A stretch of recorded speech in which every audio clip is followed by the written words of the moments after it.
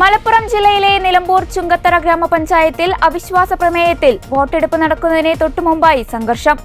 LDF, UDF പ്രവർത്തകർ തമ്മിലാണ് സംഘർഷമുണ്ടായത്. ഇതേ തുടർന്ന് പോലീസ് ലാത്തി വീശി. LDF പ്രവർത്തകർ പ്രകടനവുമായി എത്തുകയായിരുന്നു. UDF പ്രവർത്തകരും സ്ഥലത്തുണ്ടായിരുന്നു. തുടർന്നാണ് സംഘർഷമുണ്ടായത്.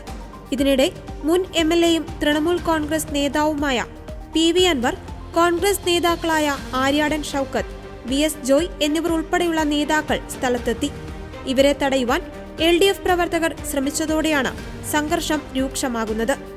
LDF ഭരിക്കുന്ന ചുങ്കത്തറയിൽ UDF ആണ് അവിശ്വാസ പ്രമേയം കൊണ്ടുവന്നത്. 2020 തിരഞ്ഞെടുപ്പിൽ ഇരു മുന്നണികൾക്കും 10 വീതം അംഗങ്ങളാണ് ഭരണസമിതിയിൽ ഉണ്ടായിരുന്നത്. തുടർന്ന് നറുക്കെടുപ്പിലൂടെ UDFന് ഭരണം ലഭിച്ചിരുന്നു. എന്നാൽ അന്ന് LDFനൊപ്പമായിരുന്ന അൻവർ ഇടപെട്ട് ഒരു UDF അംഗത്തെ കൂറുമാറ്റി LDF ഭരണം പിടിക്കുകയായിരുന്നു.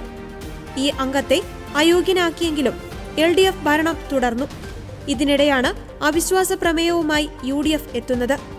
അൻവർ ഇടപെട്ട് ഒരു LDF അംഗത്തെ കൂറുമാറ്റിയെന്നാണ് ഇടതുമുന്നണിയുടെ ആരോപണം.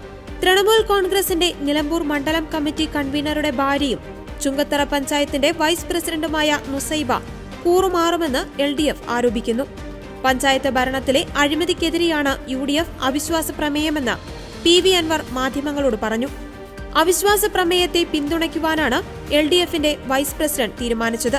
അവർ വോട്ട് ചെയ്യുവാൻ വരുന്നത് തടയാനായുള്ള വലിയ ശ്രമം 2 ദിവസമായി നടക്കുകയാണ്. നേതാക്കന്മാരെ ആക്രമിക്കുവാനും സാധിച്ചാൽ കൊലപ്പെടുത്തുക എന്ന ഉദ്ദേശത്തോടെയുമാണ് ആക്രമണം നടത്തിയതെന്നും അദ്ദേഹം പറഞ്ഞു.